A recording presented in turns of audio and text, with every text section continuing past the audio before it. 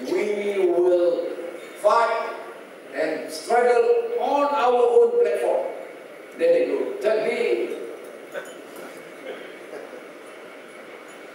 Then you ask them the next question. Would you like to have the election or result of 2004? Or even worse in 86, where we only survived one parliamentary seat? 2004 wasn't our worst. Now, it's not about just political survival. To us, right now, it is about going back to the Quran, going back to the prophetic tradition, and understand the wisdom.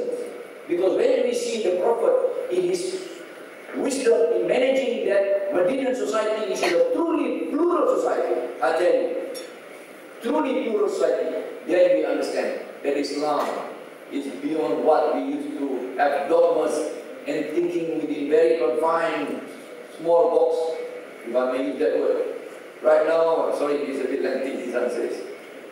Right now, we believe that we have come to understand and articulate our policies, not just in an inclusive manner, but truly finding the principles and the wisdom of Islamic justice. Thank you. Our moderator here asked, what will happen to us? There's this unity government thing, and then there's this anti-unity government thing. Regardless, let me give a worst case scenario. I don't think it will come to the worst case scenario. Let me give you what I believe will be a worst case scenario. I'll wear the hat of a political analyst at this point in time, not a party man. I think the worst case scenario will be Pakatan will stay. Many of the past MPs, in fact, if not the majority of the past MPs, will stay within Pakatan, whether as past or as a new party. And if it happens, some will move across. So Pakatan will remain as it is, it will remain sustainable, it will have to win back the seats they lost in the next general elections. So from that perspective, I am not worried that Pakatan will fall apart. Okay. But even then, what I described, that is a worst case scenario that I do not at all expect to happen. Thank you. Let me just share with you what we have decided in the last retreat of the Central Working Committee, which I am a member. We have come to finally knock the final nail into the coffin of unity government.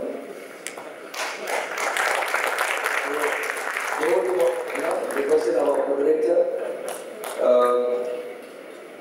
no more discussion on unity government. The way forward for us is to have the two coalition or two-party system, and we, because we have decided in our annual delegate conference, our Utara, that the way forward for PAS is with Pakatan and not with UMNO, who has turned around to be our political nemesis for all these 5 decades or 5 years. Maybe we have time for last round of questions. But before that, I just want to maybe add my own 2 cents. Yesterday, when we were on the streets, I realized what kind of a new Malaysia we're in. For the longest time, Barisan has taught us that going on the streets is not our culture. Ya, kita nak turun ke jalan raya ni bukan cara kita. But yesterday, when we were on the streets, thanks to amazingly PAS's ability to mobilize its members, from Masjid Negara, we were walking towards Bank Negara, and there were these 2 kids, 2 children. Yeah, of course they were they were ladies, they were girls. Partly I think for protection, partly for no identification. But you can overhear them saying to each other, Adik bawa garam. And then you realize, my God, these are kids, and they know what are the basic things you need to go for to fight the FRU. So I think let's just say that many walls are broken and many new cultures are being created. So congratulations, New Malaysia.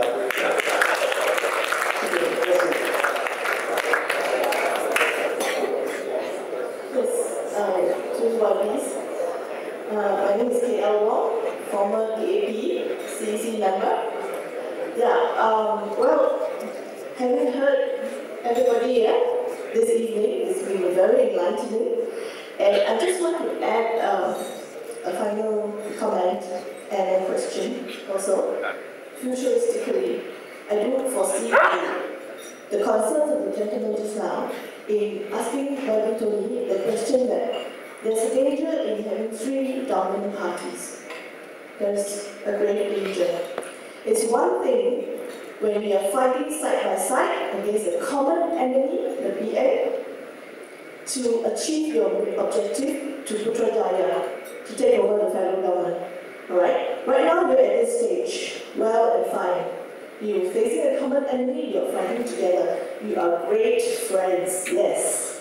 But when you do get to Putrajaya, you are at the federal government with three equally dominant superpowers, I presume. You have the superpowers to take over, alright?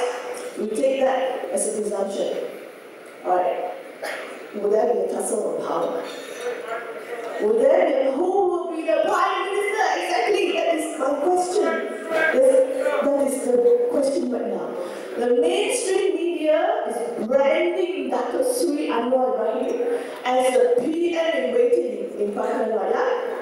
But I'm sure for the other two equally dominant Pakatan Rakyat coalition partners may not agree to that.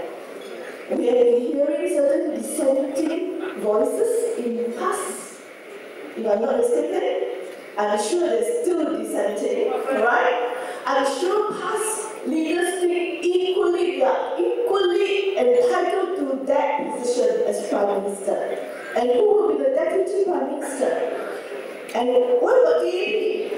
If DAP builds up its second liners, leadership, wow, we have a star collection of leaders coming to be our future YBs, to stand for elections in the next general election. Well then, DAP can, also a multiracial party, can equally produce a Prime Minister in waiting. What's wrong with that? Now you have three equally dominant parties. Aren't you going to be in trouble when you do get into power?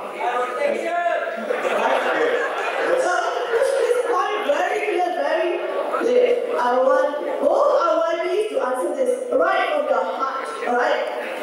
Would you not want your leader to be the Prime Minister of the say it right from the heart? Would PAS be prepared to play a subservient role to PKR with Dr. Sri Anwar as Prime Minister? Okay, thank you.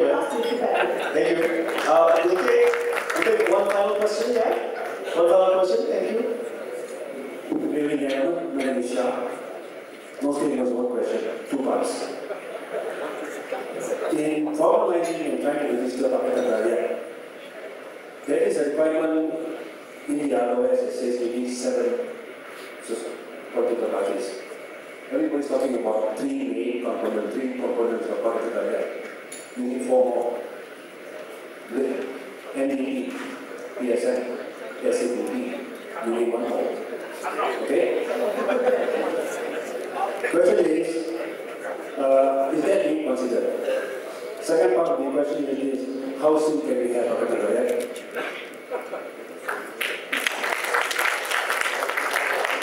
Right, we are now intensely discussing on our formal formation and structure of Pakatan.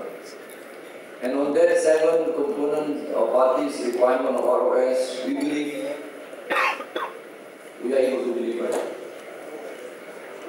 And we are now talking about, we are now coming to, talking about symbols and whatnot.